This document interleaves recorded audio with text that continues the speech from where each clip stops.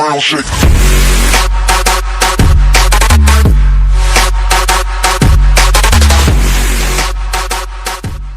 Baiklah anak-anakku sekalian, kelas 10 IPA dan 10 IPS. Pada siang hari ini kita akan melanjutkan materi pembelajaran kita,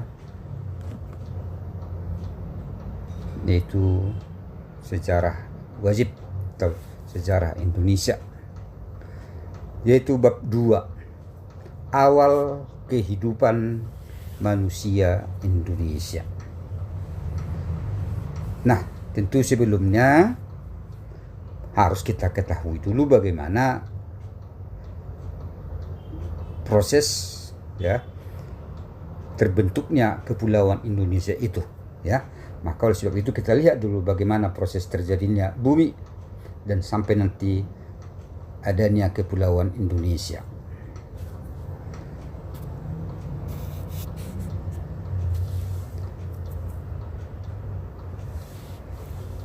Baik, bahwa proses terbentuknya bumi ini berlangsung begitu lama, bahkan sampai dibagi menjadi beberapa masa. Ada yang disebut dengan masa Arhaikum, kemudian masa Pliocene, masa Mesozoikum, dan masa Neozoikum. Nah, pertama kita lihat dulu tentang bagaimana proses terjadinya bumi itu sekitar 2,5 miliar tahun yang lalu. 2,5 miliar, ya. Nah, pada masa itu bahwa bumi itu masih seperti bola panas, bola api, ya, bola api yang sangat panas, panas betul, ya. Karena panasnya pada masa ini,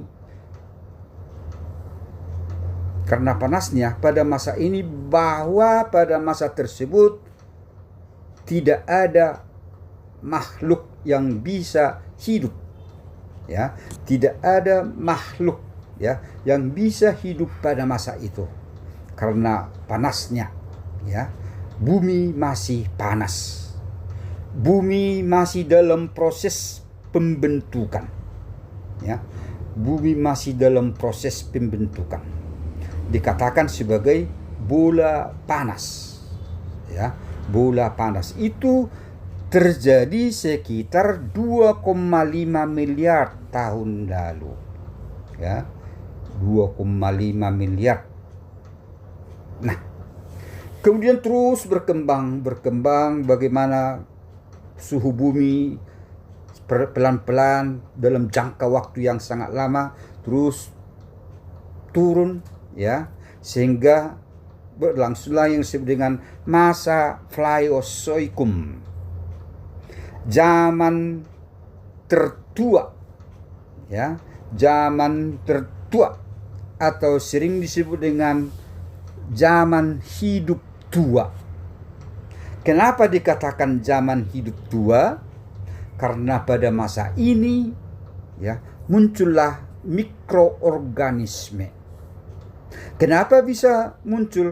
Karena memang suhu bumi sudah mulai stabil, ya. Sudah mulai stabil. Kemudian curah hujan yang cukup tinggi, ya, sehingga dengan demikian memungkinkan munculnya makhluk hidup pada masa itu, ya. Berlangsung sekitar 500 sampai 245 juta tahun yang lalu, ya. Inilah yang disebut dengan zaman hidup tua, ya. Kenapa dikatakan zaman hidup tua? Karena pada masa Mesozoikum lah, pada masa Pliocene lah muncul makhluk hidup bersel satu, mikroorganisme. Nah, mikroorganisme itulah yang terjadi sekitar 500 sampai 245 tahun. Jadi kesimpulannya adalah bahwa suhu bumi sudah mulai stabil, ya, masih stabil, ya. Nah, kemudian terus bumi ini berproses, ya kan? Nah, kemudian ada masa disebut dengan Mesozoikum. Mesozoikum berlangsung sekitar 245 sampai 65 juta tahun yang lalu. Suhu bumi semakin kecil, ya kan? Kemudian sudah bermunculan jenis-jenis hewan raksasa, ya. Ada yang disebut dengan dinosaurus, ada yang disebut dengan Atlantosaurus, binatang raksasa. Muncullah pada masa Mesozoikum sekitar 245 sampai 65 juta tahun yang lalu. Ya, sudah semakin stabil. Suhu bumi sudah semakin stabil. Kemudian yang ketiga adalah disebut dengan masa Neozoikum. Nah, masa Neozoikum sekitar 60 juta tahun yang lalu. Kan? Mesozoikum tadi sampai 65 juta, sekitar 65 juta tahun, ya kan begitu. Nah, Neozoikum sekitar 60 juta tahun yang lalu. Ya. Bahwa pada masa ini terjadi proses evolusi bumi yang sangat luar biasa. Ya. Yang sangat luar biasa. Seperti yang Bapak sampaikan tadi, pada masa Mesozoikum itu yaitu muncul binatang-binatang raksasa. Pada masa Neozoikum itu sudah muncul beragam makhluk-makhluk. Ya, makhluk-makhluk hidup sudah muncul. Nah, pada masa Neozoikum ini dibagi dua. Itulah yang disebut dengan Pleistosen atau Diluvium dan Holosen atau disebut dengan Alluvium. Jadi masa Neozoikum itu dibagi dua, Pleistosen dan Holosen. Pleistosen itu Diluvium, Holosen itu Alluvium. Nah, apa yang terjadi pada masa Pleistosen? Masa Pleistosen ini berlangsung sekitar 600.000 tahun yang lalu. Ya. Masa ini dibagi dua, yaitu masa glasial dan interglasial. Ya. Masa glasial dan masa interglasial. Nah, sekitar, ya. Di sini sudah muncul binatang-binatang baru, sedangkan binatang-binatang raksasa sudah mulai menghilang. Ya, sudah mulai menghilang pada masa Pleistosen. Nah, pada masa Pleistosen, bahwa binatang-binatang raksasa seperti dinosaurus, kemudian Atlantosaurus sudah punah, sudah mulai punah. Kemudian muncullah binatang-binatang, ya, binatang-binatang seperti binatang menyusui, ya, binatang menyusui dan burung-burung dan atau reptil. Nah, kemudian pada masa ini muncullah disebut dengan masa glasial atau masa es, zaman es. Ya, masa zaman es. Apa itu masa zaman es? Masa ketika es bumi, ya, di kutub utara mulai menutupi sebagian besar permukaan bumi. Nah, disinilah itu terjadi, ya, zaman es, di mana terjadi es di kutub utara hampir menutupi sebagian permukaan bumi, sebagian besar permukaan bumi. Nah, jadi mengapa bisa terjadi seperti itu? Karena permukaan air berubah menjadi es. Nah, kemudian ada juga masa interglasial, ya. Masa interglasial. Apa itu masa interglasial? Masa ketika suhu bumi memanas, ya. Suhu bumi naik, ya. Naik sehingga menyebabkan es, ya. Es yang ada di kutub utara itu maupun di kutub selatan itu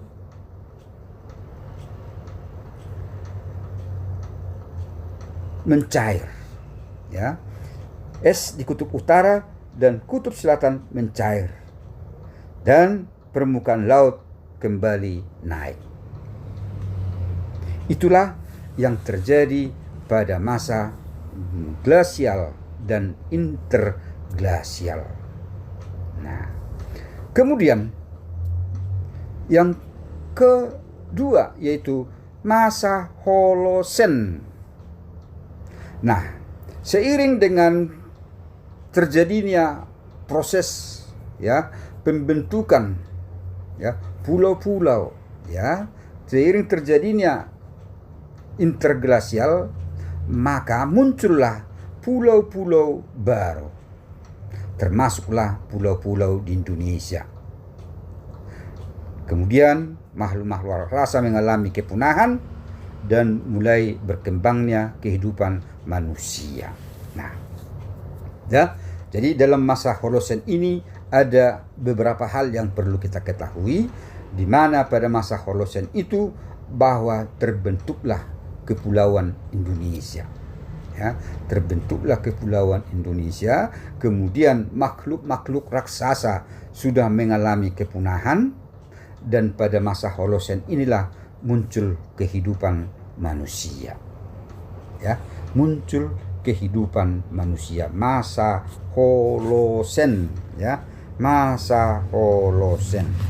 Baik, anak-anakku sekalian, marilah kita lihat bagaimana terbentuknya kepulauan Indonesia itu. Ya, terjadinya pergeseran lempeng bumi, ya, ada 4 faktor, ya, 4 faktor yang menyebabkan terjadinya perubahan di permukaan bumi. Salah satu adalah terjadinya yaitu yang disebut dengan pergerakan lempeng, pergeseran lempeng, ya, pergerakan lempeng tektonik di dalam bumi, atau disebut dengan lempeng tektonik, yang menjelaskan bahwa proses terbentuknya kepulauan Indonesia sudah dimulai pada masa Mesozoikum hingga masa Pleistosen akhir. Nah, menurut para ahli yang lain, kalau kita ikuti tadi prosesnya itu, bahwa pada masa Holosen lah muncul kepulauan Indonesia. Nah, secara umum bahwa pada masa Mesozoikum juga sudah mulai proses terbentuknya, ya, proses terbentuknya. Kemudian tenaga eksogen. Jadi kalau nomor 1 itulah yang disebut dengan tenaga tektonik, ya, tektonik, lempeng tektonik, sehingga nanti bahwa dunia itu terbagi atas beberapa lempeng. Ada lempeng Eurasia, lempeng Pasifik, lempeng Indo-Australia. Nah, itu yang menyebabkan terjadinya lempeng-lempeng itu. Nah, kemudian tenaga eksogen, yaitu tenaga yang berasal dari luar bumi sehingga merombak bentuk permukaan bumi, ya, sebagai akibat dari hasil bentukan dari tenaga endogen.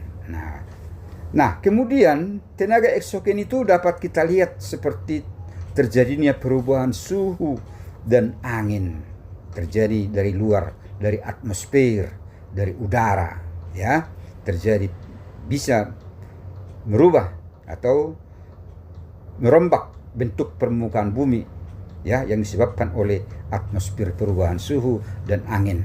Ada juga disebabkan oleh air, ya, berupa aliran air, siraman hujan, ya, terjadilah banjir, hempasan gelombang laut, ya. kemudian organisme atau berupa jasad tumbuhan-tumbuhan, hewan, dan manusia yang dilakukan oleh hewan dan manusia. Kemudian yang ketiga adalah perubahan iklim, yaitu berupa turunnya permukaan laut di sekitar 60 sampai 70 meter di bawah permukaan laut karena sebagian besar air di dunia membeku zaman glasial, ya, terutama di bagian bumi utara dan selatan. Nah, setelah itu terjadi, ya kan, kondisi itu berlangsung sekitar 3 juta sampai 10.000 tahun yang lalu, disebut dengan zaman es. Kemudian masuklah kepada zaman interglasial. Suhu bumi naik, maka es yang di bumi, di belahan bumi utara, bumi selatan mencair, ya. Kemudian yaitu terjadinya letusan gunung berapi. Inilah 4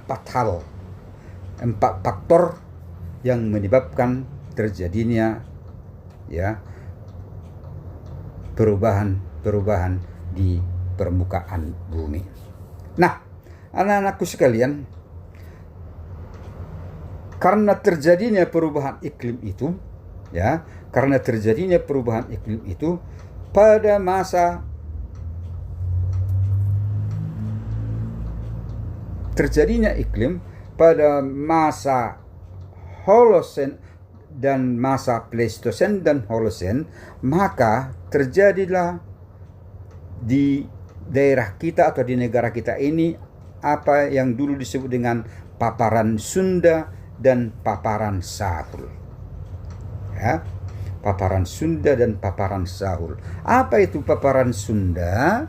Paparan Sunda itu adalah bekas daratan yang menghubungkan, ya, bekas daratan yang menghubungkan wilayah Indonesia Barat dengan benua Asia, ya, bekas daratan yang menghubungkan, ya, wilayah Indonesia Barat, ya, wilayah Indonesia Barat dengan wilayah benua Asia.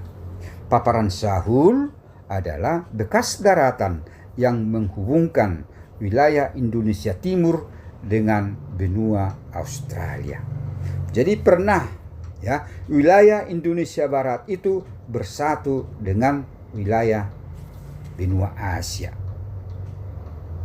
Demikian juga wilayah Indonesia Timur itu pernah bersatu dengan benua Australia, ya, benua Australia.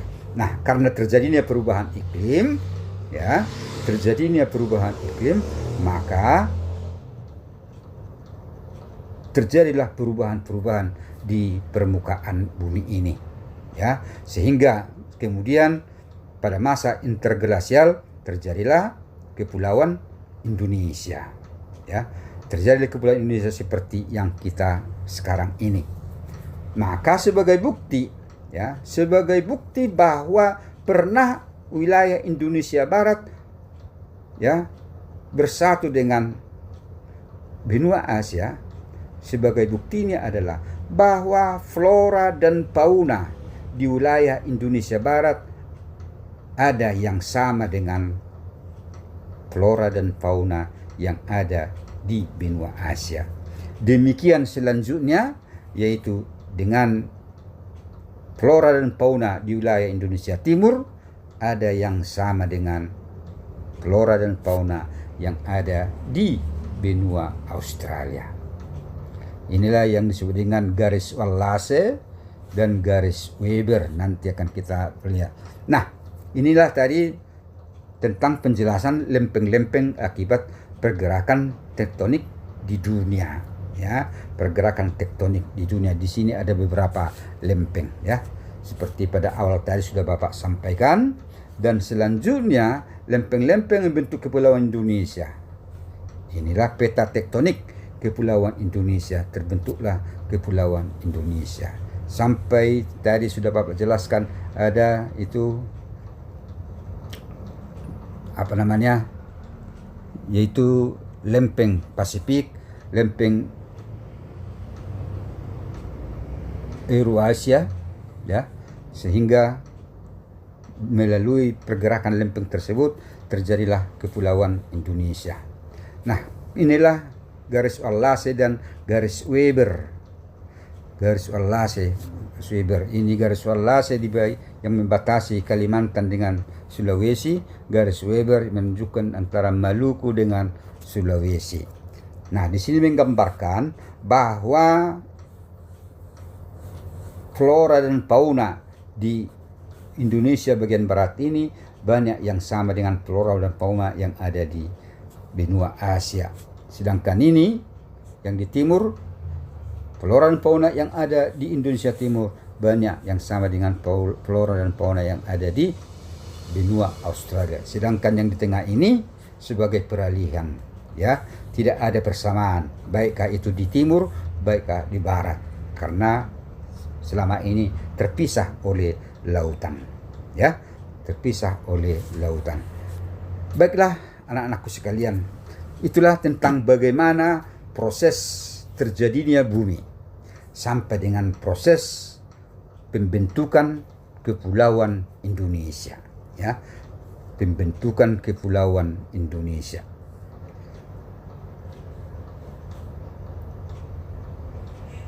Sekarang untuk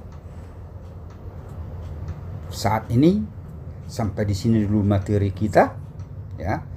Hanya pada masa pembentukan prosesnya bumi dan terbentuknya Kepulauan Indonesia, dan mengapa bisa itu terjadi, apa faktor-faktor yang menyebabkan. Ini sudah kita bahas dan akan kita lanjutkan pada pertemuan berikutnya, ya, pertemuan berikutnya. Demikian anak-anakku sekalian, tetaplah semangat, ya, tetap semangat, tetap jaga jarak, tinggal di rumah, pakai masker, dan tetap kita berdoa. Kiranya Tuhan memberikan kekuatan kepada kita semua, dan semoga pandemi ini bisa berakhir dengan cepat.